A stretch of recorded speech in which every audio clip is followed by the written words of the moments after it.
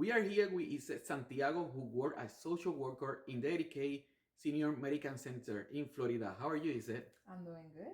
Thank you for coming.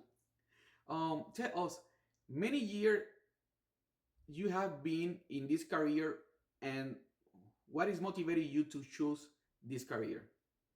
Um, well, I actually wanted to be a teacher, but then I was thinking about what was my skills, the thing that I was good at, and I found out that I was very good at giving advice to my friends. They were always coming to me and asking me for advice, and I will just talk to them and just listen to them, and I just looked for a career that was related to that, and I found social work.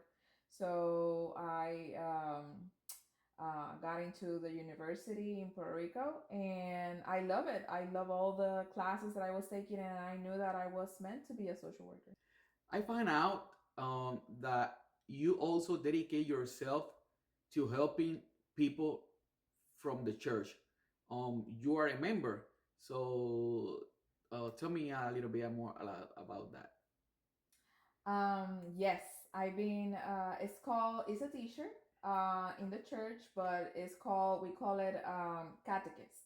So I've been a catechist for about 5 years, and I started with the middle school, and then I'm still, giving faith formation. It's called to the teenagers, and also now this year I am also giving classes to the adults, which is very different. The way that I have to get prepared is different from the children and teenagers and the adults. They have different needs, so those needs to be met. And yes, I actually found out. Ended up being a teacher. That's good. That's good. That's real.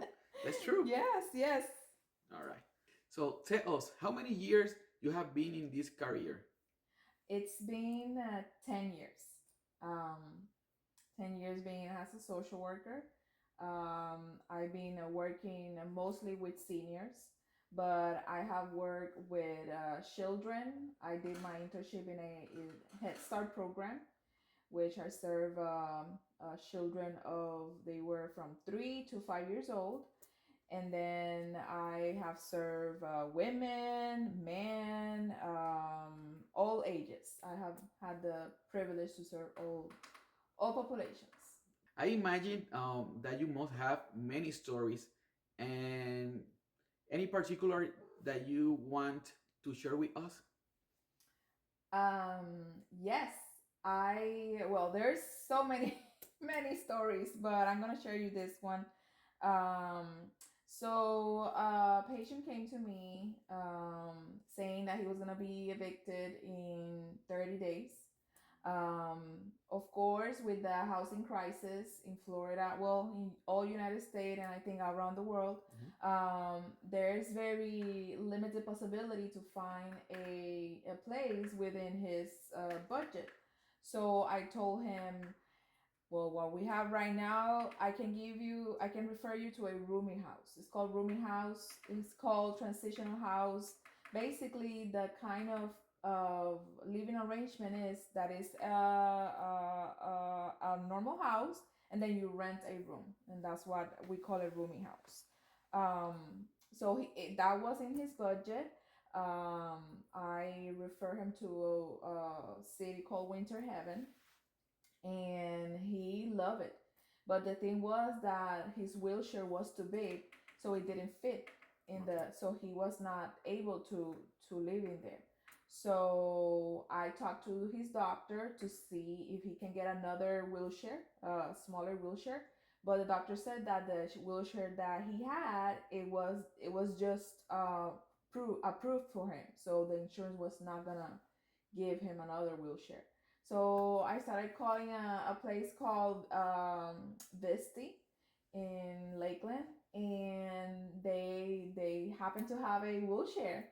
So he went there, they donated a wheelchair, and then when he went to this place back, there was no room for him, unfortunately. So I was able to. We had a special guest. So I refer him to another landlord in Bartow, Florida, and he went there, toured the place, and he loves the place. So he's right now there. We prevented somebody to be homeless. And I believe you have a lot of more success story because I mean in your place, I think you can make I mean dreams or miracles in these places. Yeah, we had a special guest, so the animals love you too. Yes, they are. Her name is Emmy. So I mean, welcome to the interview with us too. Yeah. What is the next step in your career? Currently, I am in the process of being registered as a social work intern. Um, that will give me the ability to start giving psychotherapy. So that's my next step, getting licensed as a social worker, so I can start giving therapy. And I know you are from Puerto Rico, so you can speak Spanish. So that service is for not only for one, kind of person. Is for everybody, I think. Yes, I am very blessed that I am able to talk in English and Spanish. I am able to reach out to more people, to talk and help more people. So yes, it is a very much needed specialty, especially with the mental health crisis. It is good that the uh, Hispanic population will have more therapists that speak their own language and feel understand it. And where is your office located? And the church too. My office is located in Lakeland. Both actually. My church is also in Lakeland. And it's in the dedicated senior medical center. Dedicated Senior Medical Center. I go to two clinics in Lakeland, and then the church is called St. John Newman. Okay, that sounds good. Thank you very much for this space to be able to talk with you, and I wish you the most success in your career. So thank you very much, and guys, just stay tuned.